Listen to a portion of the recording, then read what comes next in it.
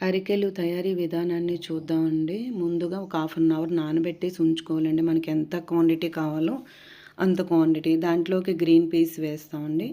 కుక్కర్‌లో పెట్టుకుంటే తొందరగా అవుతది. ఆవాలు, జీలకర్ర, మినప్పప్పు, శనగపప్పు కొంచెం క్వాంటిటీ ఎక్కువే తీసుకున్నానండి. ఒక 2, 3 స్పూన్స్ లాగా. మిరపకాయలు, కరివేపాకు వేసుకొని బాగా కలపండి. పసుపు వేసుకోవచ్చు మనకు నచ్చితే. టమాటాలైతే ఒక 3 వేసుకున్నానండి. చాలా బాగుంటుందండి. ఆలు ఒక 3 తీసుకున్నానండి. చిన్న ముక్కలుగా కట్ చేసి వేసేయాలండి.